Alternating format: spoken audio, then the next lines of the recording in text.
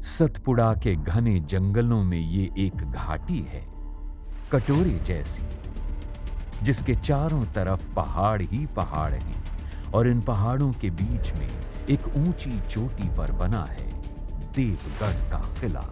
इन वादियों में जो हवाएं बहती हैं, कुछ कहानियां कहती हैं। वो कहानियां जो 16वीं शताब्दी से जिंदा हैं यहाँ के गीतों में, यहाँ के किस्सों में।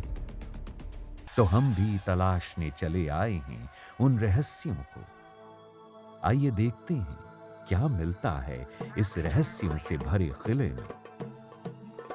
पलाश और देवदार के घने जंगलों में बसा ये दुर्ग किसी छुपे खजाने के जैसा है, जिसका संबंध है 16वीं शताब्दी के अति प्रतापी गोंड राजा जाटवा शाह से।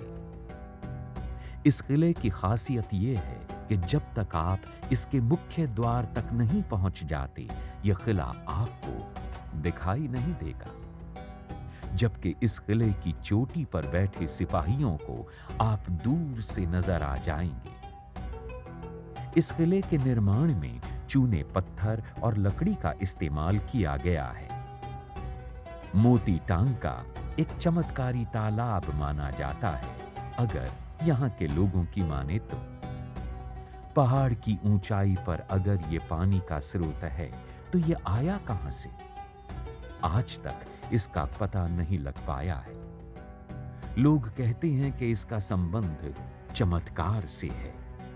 इसी तालाब के कारण ही इस जगह को चुना गया था इस किले को यहां बनाने के लिए।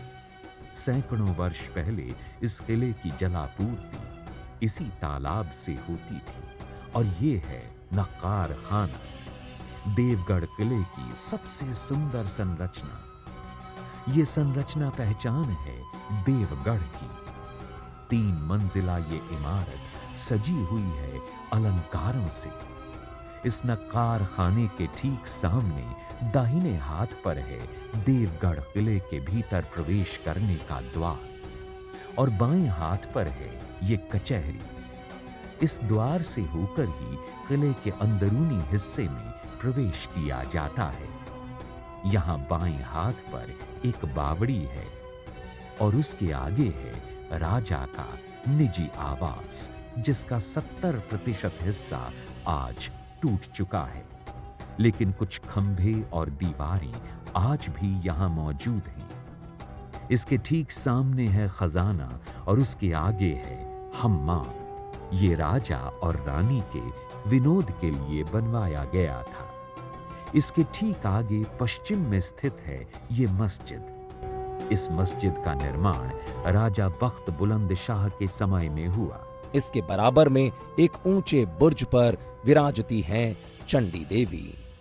ये वही चमत्कारी देवी हैं जिनके आशीर्वाद से गवली राजाओं की सेना के एक मामूली सिपाही जाटवा को देवगढ़ की सत्ता हासिल हुई।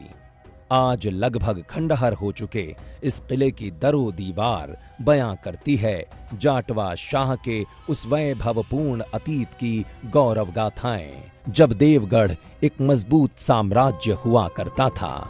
ये हवा महल की ऊंची अट्टालिकाएं आज भी अतीत की उन यादों को संजोए हुए हैं। इस किले का जर्रा जर्रा सुनाता है वो अद्भुत कहानियां जो आपको आश्चर्य से भर देंगी। तो चले आइए देवगढ़ 16वीं शताब्दी के वैभवपूर्ण अतीत से रूबरू होने।